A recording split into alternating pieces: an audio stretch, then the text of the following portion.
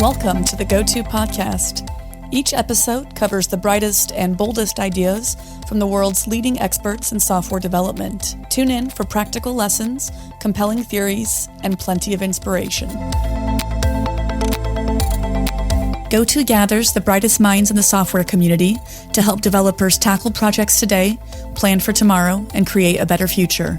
Stay up to date with the latest in tech through GOTO's top-rated events held online and in person in cities like Amsterdam, London, Copenhagen, and Chicago, and by subscribing to the GOTO Conference's YouTube channel, where you can find thousands more high-quality dev talks. Learn more at gotopia.tech.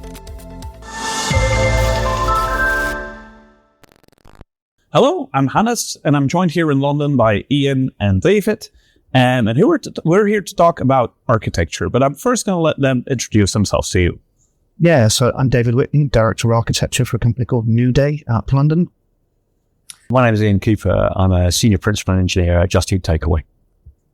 So you're both very involved with what we call architecture, but should we maybe start by defining what we mean when we juggle that term around throughout this conversation? Well, isn't it really interesting that we both have very, very different job titles, but basically do the same job?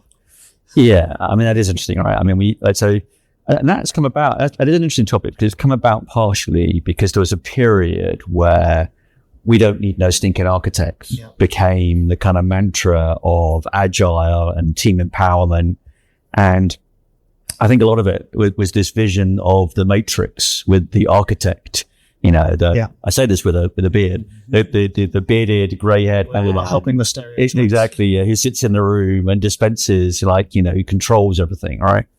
And I think that kind of gave architecture a bad name because it was seen as change control boards, constraints, stopping you doing things.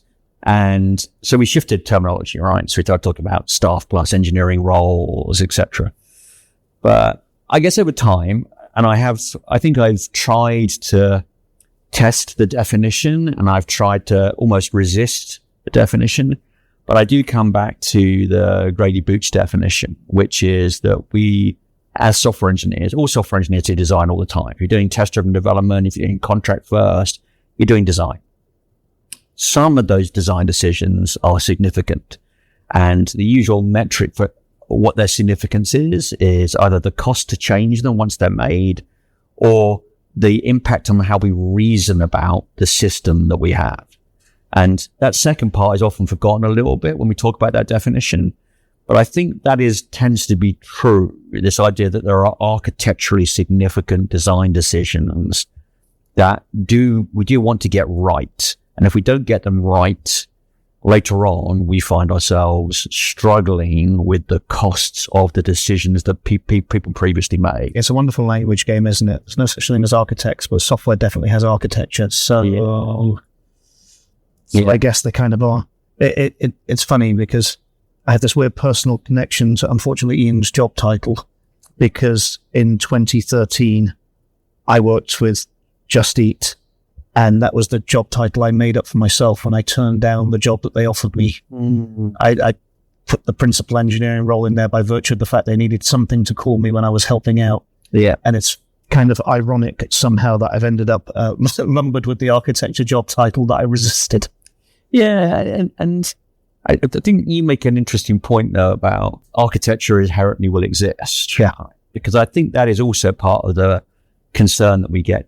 So there's this notion we think about emergent architecture, which is you will have an architecture if you don't design one, and that architecture will be ad hoc built by people making a set of organizational structure, right? It either happens to you or you. Yeah. And often driven by the situation as is today or the problems that you're facing today. Yeah. And sometimes you can see it, right? If you go and if you're brought in and you're working with an existing system, it is like archaeology. You know how when archaeologists dig into the ground and there's basically layers, right? And you can kind of see that, and as people go, oh yeah, back then, so-and-so, yeah, he was really into this thing. And because nothing ever really gets removed. I've compared it once to the way that a tree grows. You can look at the age rings of a tree trunk. Yeah, right. And you can date certain parts of the system by the practices that were applied in it. Yeah. So it's interesting. Like I like the nature analogies, but I often think of software more like living cities. Like a city like London, which is built upon generations of things because they're in perpetual motion. Right. Nothing ever changes. And I think nothing ever changes. Everything always changes, but the large scale form of the place often remains the same. And I think the thing about systems, like I've always been a great believer in emergent architecture, but I think a lot of people mistake the idea of emergent architecture for something that thoughtlessly just happens. Mm-hmm. And like, yes, if you get it wrong. Yeah, essentially, I mean, that's an interesting metaphor. I don't want to extend metaphors too far. But if you compare London to New York was organized with a grid system. So someone sat down and thought about how we're going to organize the streets. And, hey, we want to make a very deliberate decision about how we think that works. Whereas London is just like, streets happened. Yeah. There's a riverbank and we start building. Yeah, yeah. And the streets wind in curious ways that, may make no sense anymore. All right. And probably what makes for a charming city is necessarily it's not very efficient, right? Yeah. So, I prefer to talk to nowadays more about this idea of sustainable architecture. So, what I tend to contrast it with it is this, right? So, we always tend to use metaphors, right, with architecture, which I think is an interesting topic in itself. But I think about the practice of farming, right? And there's two ways of doing farming broadly. There's kind of slash and burn, where effectively I just go in and I cut down stuff and I exhaust the land by using it. And then I kind of go, I can't really do anything here anymore. I've exhausted the land. I'm going to have to move on. And you have to effectively build a new system or buy something else in. And a lot of places that don't think about architecture, they're very much doing slash and burn. Or there's a kind of sustainable. Is that where companies face themselves with, we need to rewrite the system or we need to re-architect it completely? It's like, we've hit a wall. And it may be a valid choice though, right? In certain sectors, the lifetime of your system in some of the kind of digital marketing, etc., is very, very short. And so it's fine. Yeah. Slash and burn may be a perfectly valid choice in that context. Mm-hmm. And then sustainable, where effectively you say, okay, I need to essentially keep producing software, keep changing it over time as my business evolves. So I'm going to need to think about either fertilizer or letting land lie fallow. So you're going to have to keep reinvesting in the design because you build a system on day one and here's your business and the two match, right? And over time, we assume the business is going to change. Business pivot, they see new opportunities, they see ways of working with stuff. And then effectively, for a sustainable architecture to work, you're going to have to change the architecture to reflect that new business need, right? With a slash and burn one, you just add bits on until the whole edifice falls over. But with a sustainable architecture, you need to say, okay, I need to change and adapt my architecture to reflect the new reality that I am actually building. But that's a very conscious process, isn't it? It is, yeah. But I think the problem is businesses don't sit down and go, which one of these choices am I making? And I think it is a choice, but I think you need to explicitly say, we are making this choice. And I know that if I choose slash and burn, I am faced with the big rewrite or acquisition. Right. Yeah. Stay with us. We'll be right back. With the holidays coming, also come scammers. Ma'am, but we suspect there's going to be more fraud on your account. I'm Michelle Bousquet, a cybersecurity teacher who loves to spread the word about hacks and scams. Facebook users are exposed to over 22 billion scam On the posts. How Hacks Happen podcast, I cover scams and hacks in everyday language, explaining how they work under the hood. Let's talk about the scam from start to finish. It all starts with an invoice. That's How Hacks Happen. Available wherever you get your podcasts.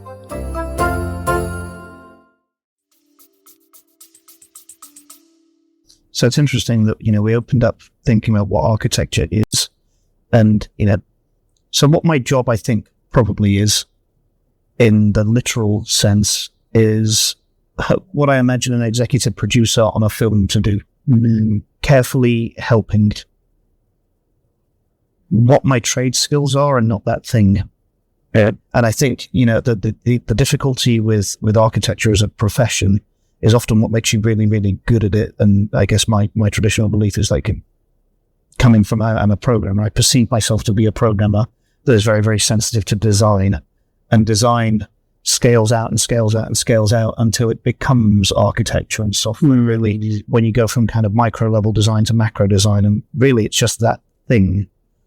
But the actual work often is helping people not back themselves into corners, really. And because of this like constant perpetual motion, right? It's, I have this core belief that I don't think you can predict the future. You're probably going to get it wrong. What you can do when you're designing software is you can know that if you can know where the fault boundaries are inside your application, you can know what things could flex and what things couldn't flex. I read this throwaway piece. Don't like invoking big tech very often, but it was some Jeff Bezos fluff piece. And I took one thing away from it, which is he had this idea of like there are two types of decisions, right? There's type A or type B or type 1 or type 2 decisions. And the game is making type 1 decisions, things that you can trivially undo cheaply and quickly and not spending any time on them, while really, really taking the time on the type 2 decisions that are expensive or time consuming to unmake. And that always kind of stuck in the back of my head. And, I constantly think that most of my actual job is encouraging technical leads and heads off to think in terms of trade-offs. What if this happens? What if this happens? What if this happens? I don't care if the answer is we're screwed, but at least know which bits are broken when that happens so we can flag them and we can make knowing choices. And I think we all know Barry, right? And his take on we put an architecture out there, and if we bring it in contact with the real world, it's always going to get force pulling on it. And it won't survive. Any design fails its first encounter with reality. This is just like, and this is kind of the heart of everything we ever learn about incremental development, TDD workflows, and fast feedback loops is all about saying, hey, the job of a software person is to come up with some kind of hypothetical mental model and then rend it into reality in text in a way that seemingly ergonomically represents the thing that you have in your head in a way that other people can understand it, right? So it's core communication form. And communication is deliberately vague and lossy and all this kind of stuff. And I think, Barry's angle, and I don't want to try and muller his books by reducing them down to a single paragraph, is, well, actually, the job of traditional philosophy is thinking about thinking. Well, software architecture is kind of thinking about modeling. They're kind of the same thing. And actually, all of these previous thousands of year old conversations show the internal contradictions of the failures of modeling reality, because reality is so complicated, it often fails to be modeled and you cannot predict it. So all you can really do is work out where systems stress and where stress is applied and what changes that occurs. I'm sure I've ruined that. I hope he doesn't watch this. So but that's the sense. But I think he mostly talks about like if I invent like a virtual stressor to my system, which part of my design would survive? It's about simulating that process. Which change? And if I then invent a whole bunch of them, there's always different parts of your system that are gonna have to get replaced. Reasoning about that and then coming up with a system that is good at dealing with the most predictable stresses. Good enough. Is good enough for now, but at least you've done the thinking exercise of what is going to remain of my system when it comes in contact with reality. Yeah, so I step back a bit because I know that actually, so Barry, in the way he uses the technique, uses this bit like that. So the bit I used to default to a lot was attribute-based architecture. I mean, formerly ATAM, architecture technology assessment method, which comes out of Carnegie Mellon. So a lot of really good architecture work comes out of Carnegie Mellon University from architecture styles onwards.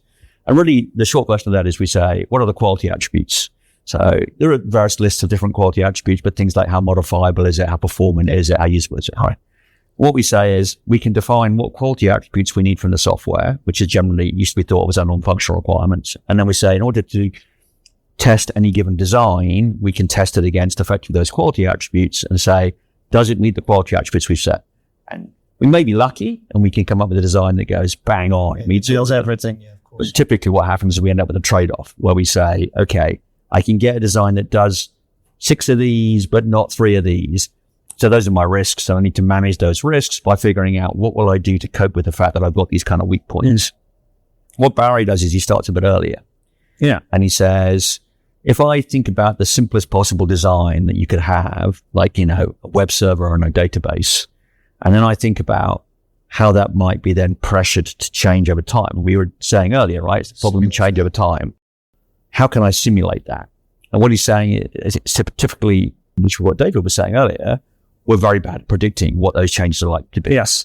So you can just effectively randomize that, right? I mean, it's a good use of LLM, right? Come up with 20 random things. Well, that's the thing that separates, like, when I look at architects and what makes it very hard to probably even define the role of an architect.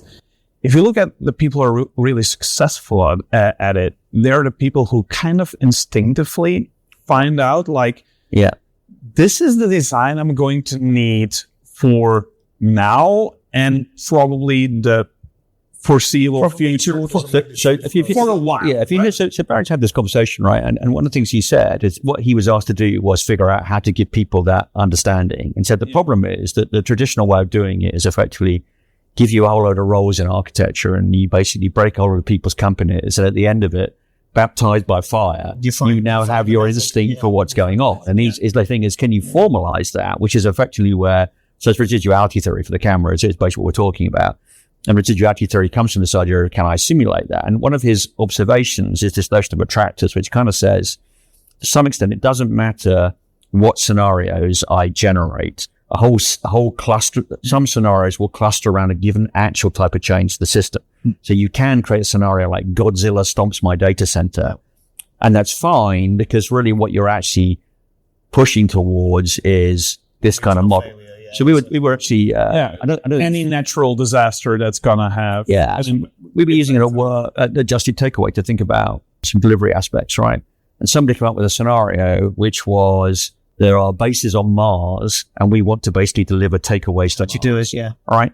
But the interesting thing that's generated for latency conversation. And but also about what kind of vehicles, right? So does our software understand what type of vehicles? And you can see that actually there are a whole lot of real world scenarios that effectively have the same attractor, like we decide to use trucks or etc. So that's the thing what he's getting at is the bit that random simulation, it turns out, is in a way more useful because us trying really hard to think about where the business will genuinely go is difficult. But it turns out you can actually just use random to stress the system and then figure out what will your architecture survive. What you just said about the people you see as most successful are people that kind of grow an innate sense of the thing. I think my job actually is finding words to describe my instincts. Like when I back really, really far away from like what I do with my teams and how I give them guidance and the structure and the org stuff, I think mostly I'm trying to give people language so we can develop a shared mental model to talk about software in a way that everybody in the room understands so that, and you know, we talk about trade-offs. Like the big thing for me over the past 2 or 3 years has been having technical leads articulate trade-offs to me. Because, you know, when I joined this organization, they had a very traditionalist view of architecture, which was, you know, something that I didn't agree much with. And I had a lot of technical leads who would come to me for blessing and anointment. And I'm like, this, you think this is my job? It's not my job. I'm here to make you good at this so that we can scale because I am one person and I have a small team of other people that can help me do this, right? And I think, you know, and maybe it represents my natural bias in that I like language. I think language is very important to me.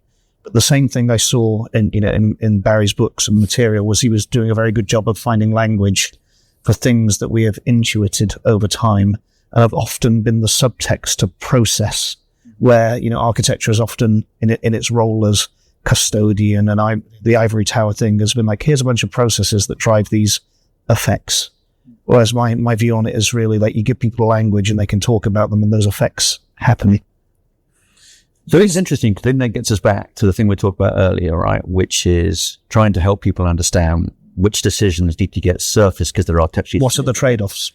Because sometimes you might opt for a local optima. And the problem is we can't do that once. So in one side of one team, that might be okay because you're all communicating with each other, right?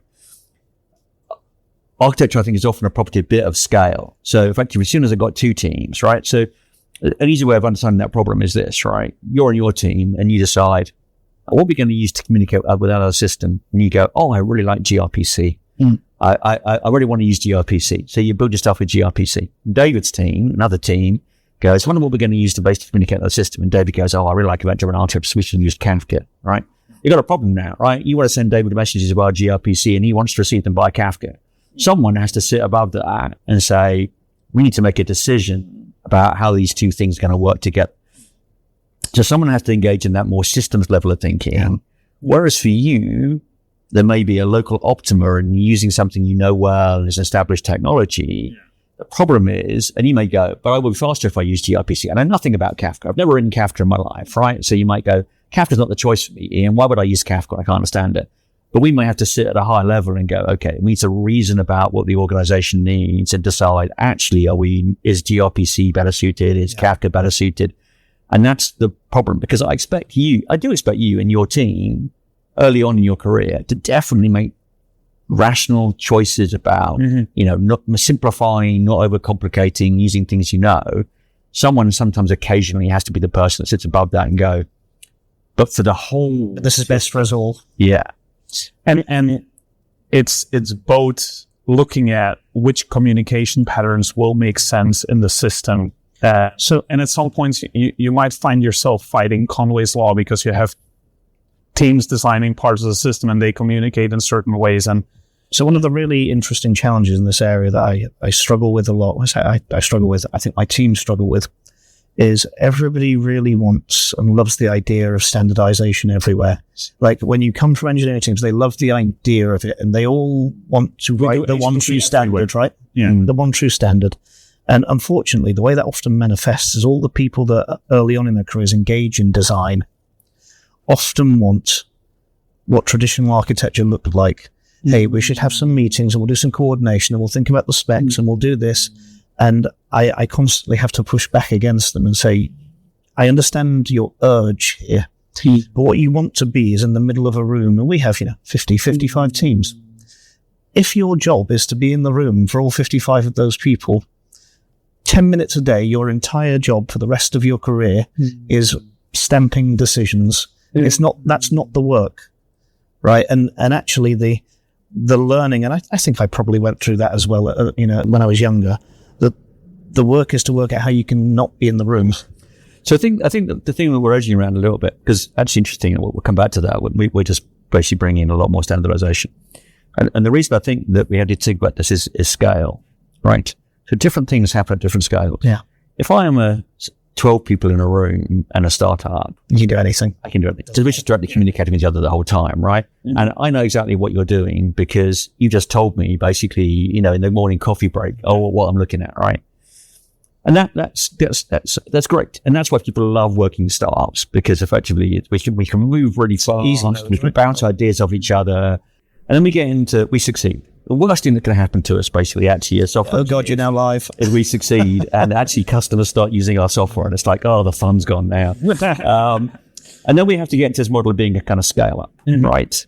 So we still need to move fast because the pressure of all these people arriving is making us fast. But now the number of people is increasing dramatically, and people are arriving who have absolutely no idea how we have all the decisions. When we're a team of 12, the hard fought, decisions where we all reach consensus about how we're going to build stuff are now just thrown out the window because somebody else has come in. He's been here 4 weeks and he's been asked to build something new and he's going to do it the way he's doing. So you go to this whole transition where we've got to figure out how do we do architecture there, right? Or if we do architecture there, right? We've got to figure out what is appropriate at that point. And then that will stabilize out. And now we have lots of customers. They've begun to depend on us. Their business has begun to depend on us. We're now in a kind of enterprise mode where essentially breaking all our customers is worse than not releasing features at the same cadence. So we're in a different world in terms of how we think about architecture and decisions that we're making. Because one of the points that, I occasionally make is if I've got 12 developers and I've got 300 developers and I've got 1,500 developers, it's a very different approach to how we work. Right. And people need different things from you at that scale. Yeah. And I think that's one of the big lessons I had to learn is, I'd say my foible as someone responsible for air quotes architecture is I think like a programmer too much. Mm-hmm. Like legit. I think it's a great benefit I have because I can go to the mat and understand what the work is. But at the same time, I often think, oh God, I wouldn't want these things imposed upon me. Right? No, right, yeah. And what I actually had to learn, and this was only a handful of years ago really, is that teams want, more constraints than I give them sometimes. Yeah. And actually, I often took the, don't ask me for rules because you'll get rules, and then what I say goes. So I think one of the sometimes they need them. I think they need them to be free. It's very simple, which is actually there's a whole lot of bunch of people for whom it's a job. Yeah, they want to come in at 9 and want to go home at 5, and they want to succeed at it, and they want you to tell them explicitly what you want. That's cool. And there are a lot of people who have opinions, right? Who believe strongly that one way or the other is better. Like your life of misery. Yeah. But actually, what you need to do is both. Yeah, you need both. Yeah, to succeed, you do both. Just to communicate. You can short circuit the process a little bit, which is I need to communicate with people with opinions, right? And we need to reach consensus. Yeah. The other people will follow, but they want us to reach consensus. They don't want us to effectively be constantly fighting with each other because that's just I don't know what I'm supposed to be doing. Yeah, Please just make a decision and tell me, right?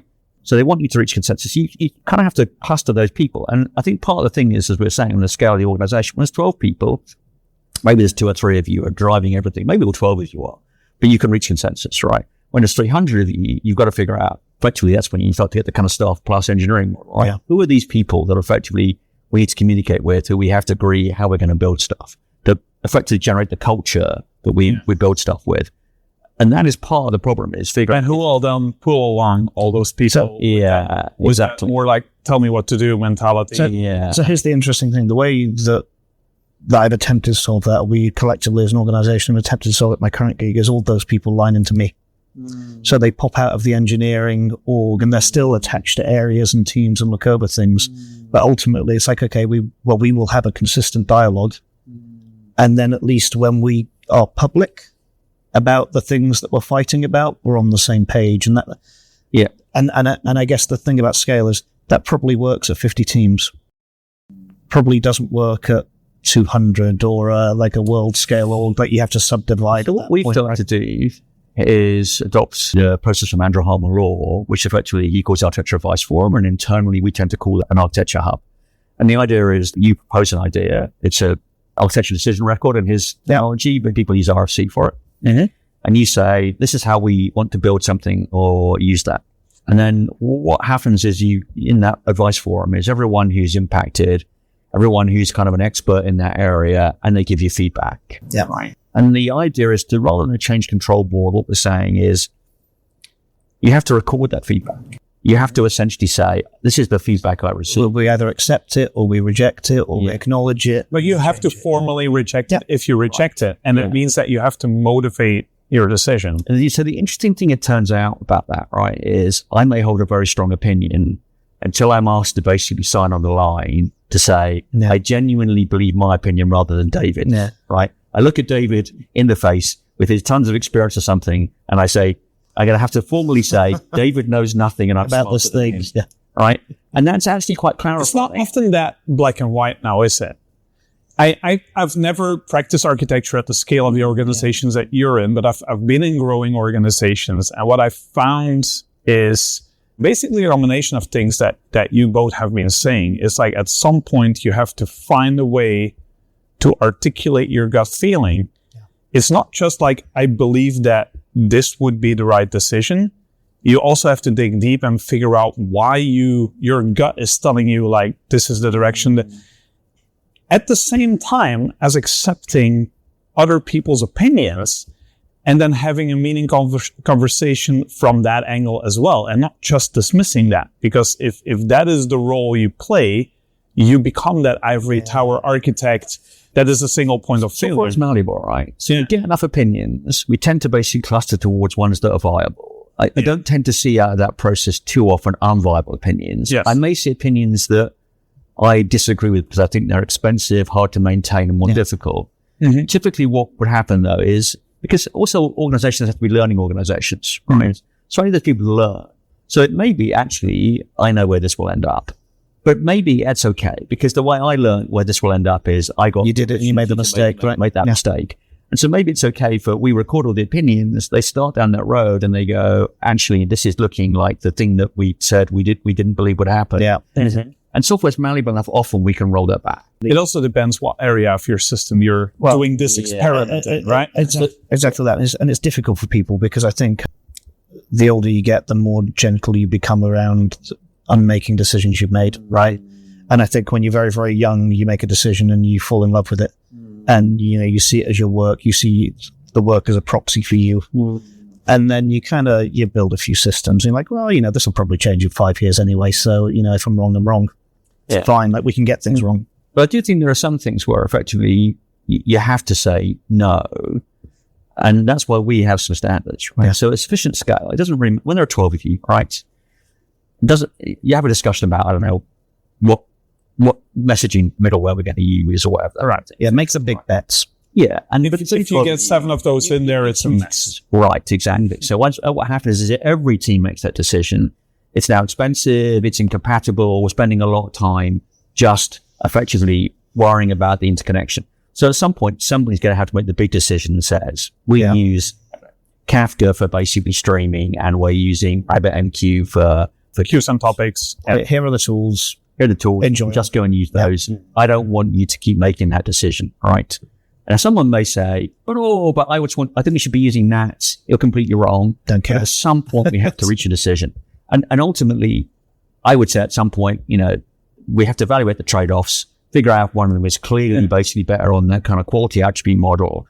If it comes down to judgment call, someone has to make that judgment call, right? But ultimately, some of those decisions, there is not, you can't tolerate all decisions. No. Because they're not compatible with each other. I always run with this throwaway sentence, like great software is like great sci-fi. It's internally consistent.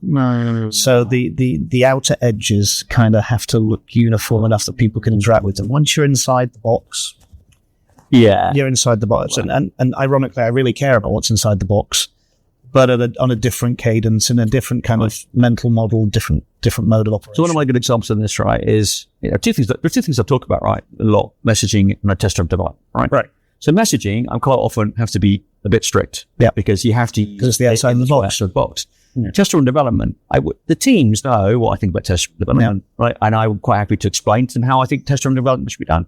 But for a given team, provided they effectively have tests and there's test coverage, I am not going to tell your team how they should be writing tests. You can come and ask me for advice, and I will explain to you my methodology. But what you actually do as a team is your team. Yeah, it's so funny. I have that conversation really often with the more enthusiastic tech leads I have, who often they'll come to me and they'll be like, "Oh, David, I know you've been like a lifelong advocate. Like I've seen all this stuff," and I'm just like, "Well, do you know what I'm going to say?" So I don't. You're not really here for anything other than validation. Yes, and like, oh, but can't you make it a policy that everyone's got like 100% test coverage? I'm like, I'd love to, but it wouldn't solve any problem. No. Like, it's not going to affect anything about the way you write your software because you're doing it already. And me saying that is just going to make those people feel bad and feel like they're in conflict with me. There is no victory here. And the other danger is you get cargo cult behaviors. Of course. Right. So people imagine that if I follow the ritual, I get the outcome. And that never really works, right? Demanding 100% test coverage. The problem with that is it's hitting a number which you can gain, of course, without understanding what was that supposed to have driven. So I think it's like interesting when you look at Accelerate, Nicola Fosgreen and a few others, basically that took some evidence and said, evidence-based is what things work in terms of organizations, right? One of the things in there is they basically say, okay, continuous delivery definitely works. It's practice we see work in high-performing organizations. They're all doing continuous delivery. But I think about that and think, the point is, in order to achieve that, you had to fix all these other things. Yeah. Really, that is just effectively the turning on continuous delivery without fixing all the things you need to fix. It's terrible idea. It's a terrible idea. You need to avoid the cargo cult behavior. You need to say... You have to first get to the point where you can confidently manually deliver, consistently every single time. It's like, I would feel confident pushing the button to deploy right now, because otherwise, if you switch it on, exactly that. And that journey takes time. Yeah. Like for a lot of organizations, that's impossible to even do within the course of a year. Version, right? Yeah. You can say our goal is to achieve continuous delivery by this date or whatever, and to basically line up all the things that you need to achieve in order to do that, right? But that often forces changes on your software design. It forces changes in your culture. Yeah. People have to change their behavior, which is often the hardest part. So here's the thing, right? So we've been talking about during the big scale system design sense mostly. I often think a lot of the conversations about architecture actually miss the software architecture in it. the localized API level, and I don't mean HTTP APIs, I mean the actual ergonomics of designing abstractions of code. And I think maybe over the last 10 years, so much thought was put into the, I don't want to invoke its name, but the big old monolith microservice pendulum swing game. Yes. That people are always thinking about big blocks. And actually what I've seen over time, and I would say this is kind of uniform, is the quality of a lot of software I've seen has gone down in the last decade, because I think that that keen eye for what does good design look like inside of the context of an application has started to melt away. And I think there's a couple of things that have been on the top of my mind here. I think we saw like the proliferation of very, very common patterns. So people really lent on the, hey, here's one correct answer for this. Like MVC basically took over the web, then function-oriented programming did, right? So like web is that thing. But then you get into the applications and people don't have that keen sense of what ergonomics looks like anymore. And I think we don't really teach it. And, a lot of this stuff kind of gets swept up into the software craftsmanship movement a little bit. But I think that kind of has started to age out of the audience that are now doing a lot of the implementation. I think the interesting thing about the artisanship movement, right, or craftsmanship, if we want to use that term, right, is I think it started really well, which was this, I kind of really think it started to think like pragmatic programmer, etc., which is, hey, at a low level, we should be masters of our practice, of writing programs and code and using our tools, and that kind of mastery was seen as great.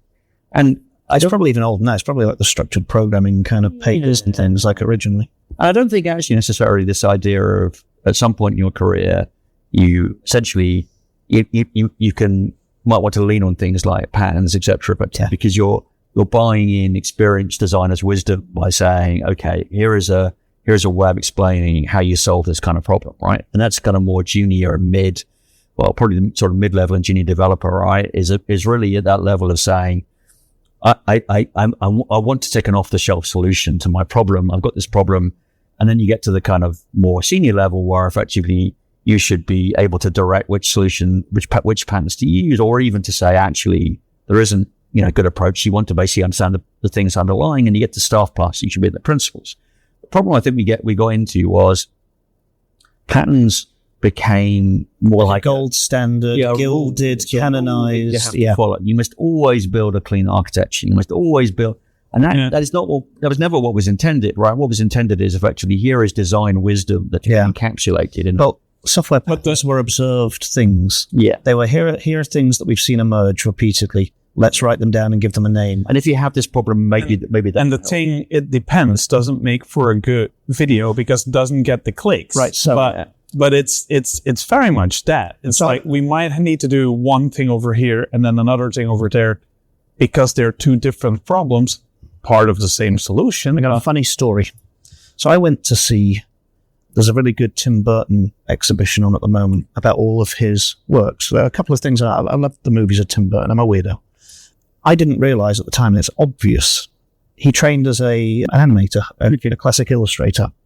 And the thing that really struck me when I went to see Tim Burton's exhibitions is they had all of his university coursework. And Tim Burton's university coursework is absolutely textbook regular form.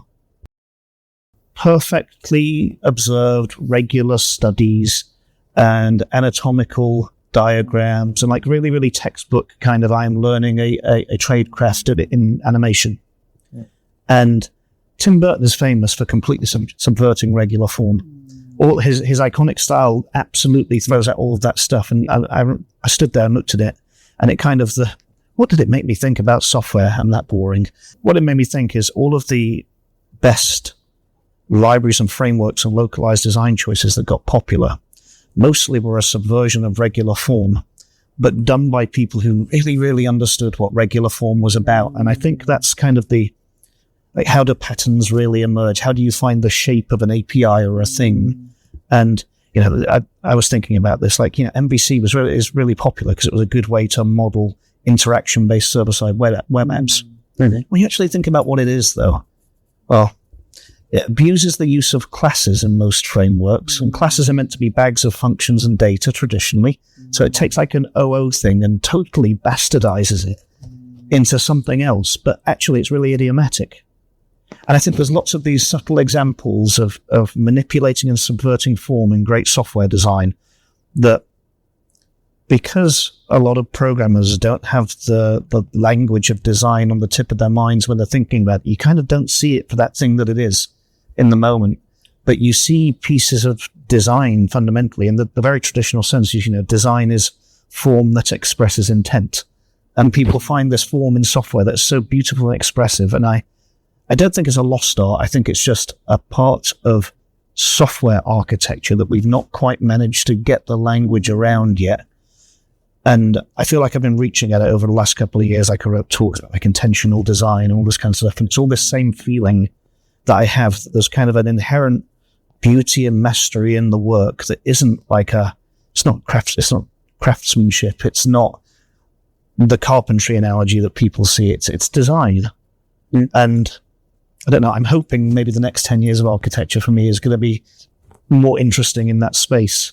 Started to use some of that language about form. So I think what's interesting, right, for me and what you're saying is there is this slight tension between, in some cases, seeing the emergent properties of something, in some cases, reaching something off the shelf. So one of the things that I find occasionally, right, if I'm writing some code. So right now for the open source project I work on, Brighter, which is a kind of messaging framework, I'm thinking of planning on adding some support for kind of workflows.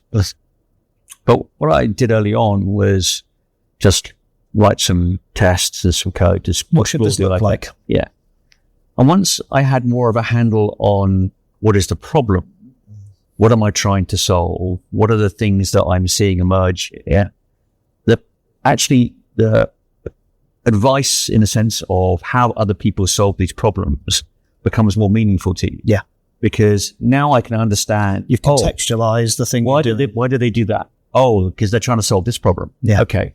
So actually, part of the problem I think is that the problem with patterns is if you apply pattern right at the beginning of the process, you don't really understand where it's You don't get the understanding, right? If you journey towards it and you go, okay, now I understand why someone would have done this. Yeah. Because that's going to be the solution, right? Mm-hmm. And so there's a little bit of you have to learn on this curve. It's Chesterton's fence, isn't it? Like, unless you understand why someone does this thing, don't you dare not do it. Yeah. But once you learn why it's been done, well, what you kind of have to do is you have to reach the same goals, maybe using a different aesthetic perspective, and the problem doesn't go away. You still have to solve the same problems that they solved in that way. But it does imply to us, right, that when we talk about architecture, right, that when we talk about people learning architecture, that the danger with being prescriptive, right, is the danger of that learning thing, right? Cut them off from... Yeah, and what you're really looking for, to some extent, is to say, here are solutions, architectural styles is commonly the kind of word you use. Don't start with the architectural style. Don't start with CQRS or hexagonal or clean or whatever it is that you're basically thinking of using. Don't start there. Start with your problem. Start trying to resolve your problem and then say, actually at this pain point, what I could do is adopt this, right? So you start and you're writing your tests and you think, actually, it's going to be really helpful for me to separate out the domain from the infrastructure. It's complicated enough. It's not a simple transaction script problem. I've reached a point of complexity that's going to be painful. I need to separate this. How am I going to do it? And you may go, ports and adapters actually solves that problem. I can see where they built that, right? Yeah. Okay, so I will transition at this point to some ports and adapters model because that's going to help me achieve my goal, which is to separate these have a nicely isolated domain and make that very testable, right? Without worrying too much about the infrastructure is going to come around. It's very different to reach for that, because you need it because you had the problem. Yes. Than to say, to enforce as a template standard, everybody's going to write everything to our template. And then everything looks absurd because it looks over-designed. And then you have an API that is basically a bunch of CRUD operations without too much logic in it. And then that just gets in the way. It doesn't add anything. Yeah, right. And you get a huge backlash. You get developers going onto social media saying, too much ceremony. I hate this architecture. It's rubbish. Why am I being forced to do it, right? And the problem is you're being forced to do it. A problem didn't need it. Yes. But now you've devalued the solution. Yeah. You've devalued the solution because you think the solution is terrible. The answer is you didn't really have the problem and the solution was built for. And I think what that is taking that thing where the form is meant to telegraph the intent of the thing. That's where what you see in a problem space is its architecture, not the problem. The weight of the architecture overwhelms the actual problems that you're solving. I used to play a game called Sea of Thieves quite a lot, and I used to watch the devlogs, and they had a phrase that I thought was quite good. It was a game design thing, but they always used to say tools, not rules. Their game was all about adding a tool, not a rule for the players. And I think design is kind of similar. Like, give people tools to reach for when they find themselves in places where they need to solve certain categories of problems, rather than say, okay, well, here are the 10 problems that you're going to suffer, because they don't get that understanding. But I also think it also speaks slightly to the danger of what to go back to the first when we came into the conversation, right? Why is the architect from the Matrix, why is that seen as an antipath? And I think that problem of people templating and mandating that every team must use clean architecture, all right? That's why it's seen as ivory tower, because effectively the team goes, but my problem's nothing like this, but you've made me conform. Here's the 10 commandments to this rule, right? And that's where architecture gets a bad name. Whereas if architecture said, hey, we have lots of style advice we can help you with when you hit these problems, and it's more of a pull thing, which is, I think, where this conversational style of architecture comes from, right? It's kind of like the team goes, oh, it was really valuable to engage with the principal and staff engineers because they showed us how to simplify this pain thing that we were already experiencing, right? Whereas I think it's very arrogant to sit at the center and say, all of your problems are best solved by using clean architecture.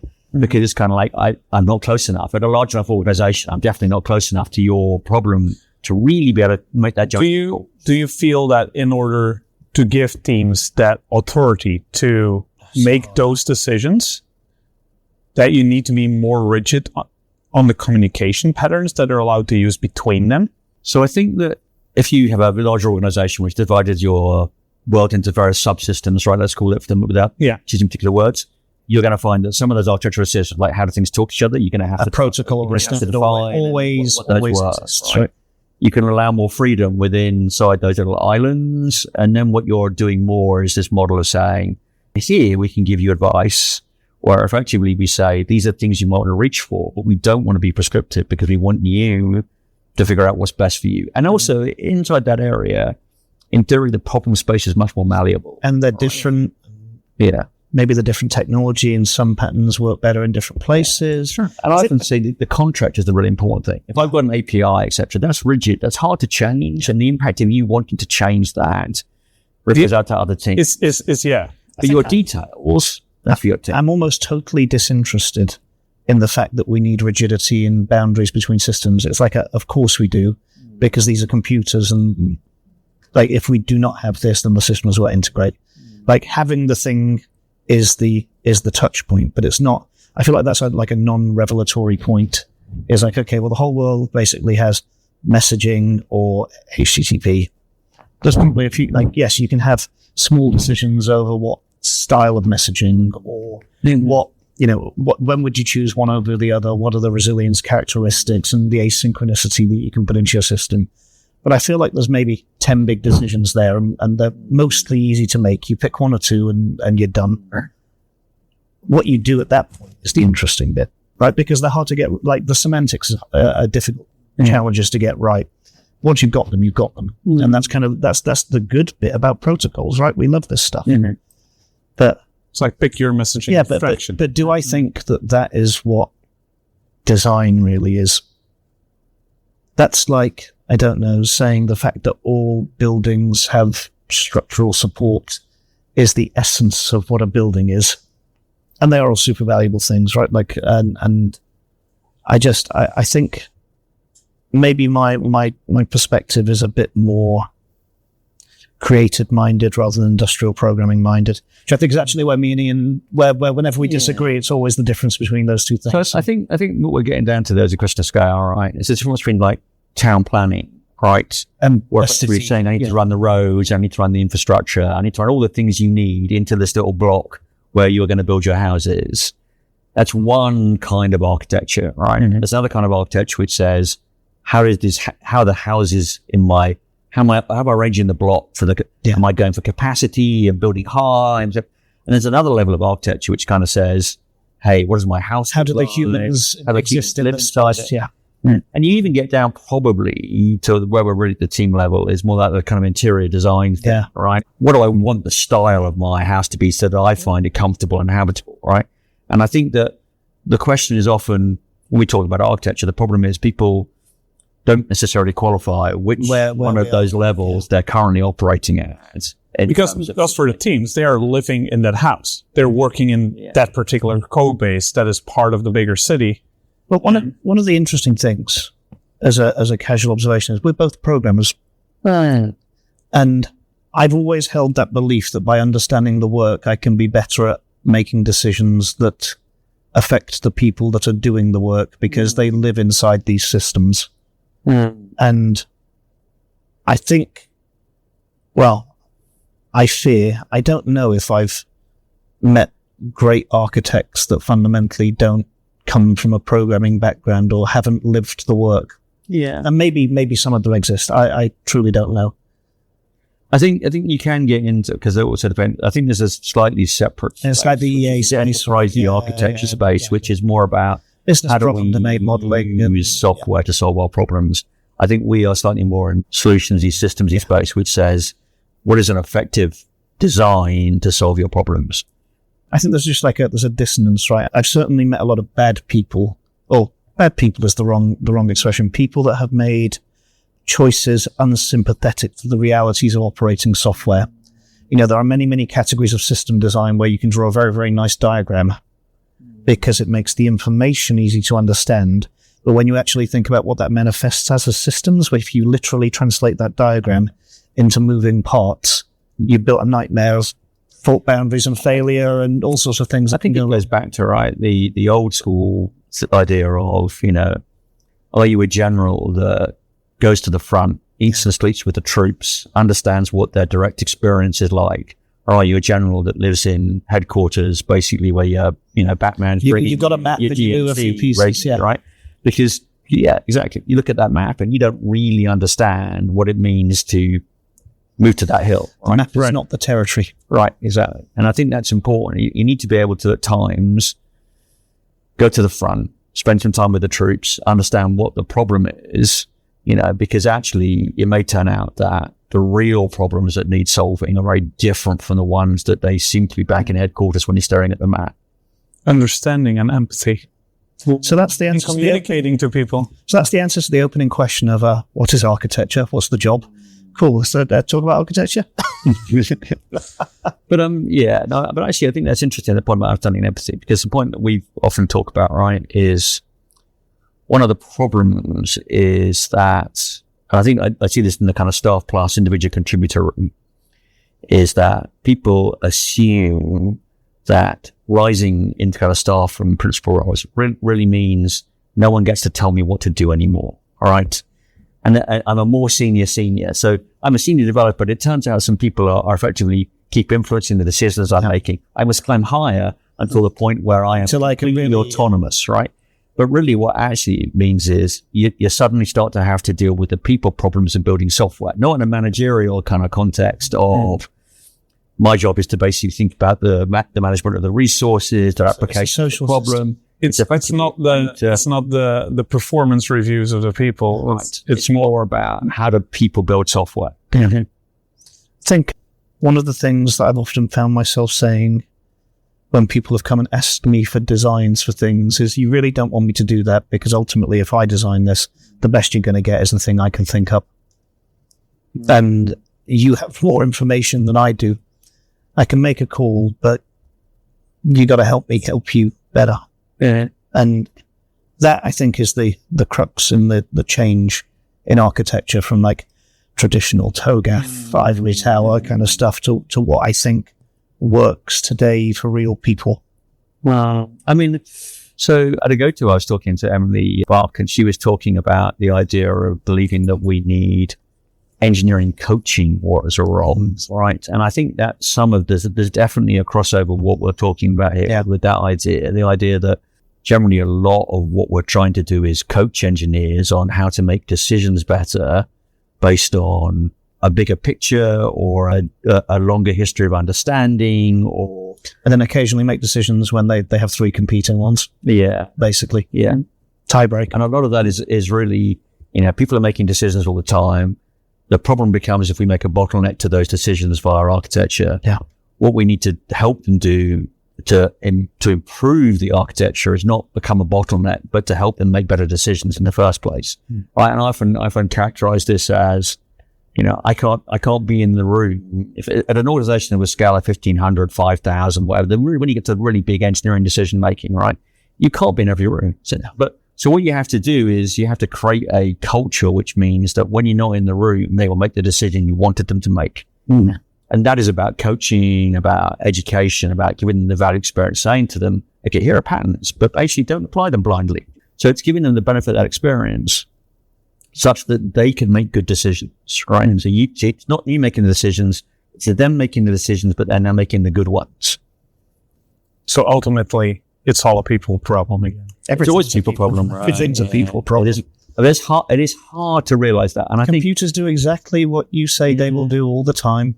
Everything is communication, everything in the world. And I think I resisted that for a long time. As someone who, slightly more introverted and enjoyed the fact that the computer would leap and jump to my command and I didn't need to do anything with it.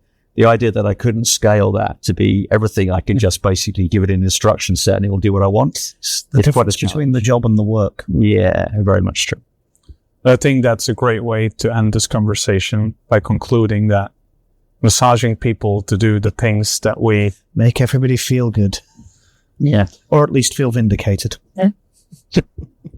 And let them run into their own walls. Yeah. I'd also understand why they want to do something a certain way and what are they reaching for? All right. And how can you help them understand a different way of doing something that might be more successful for them?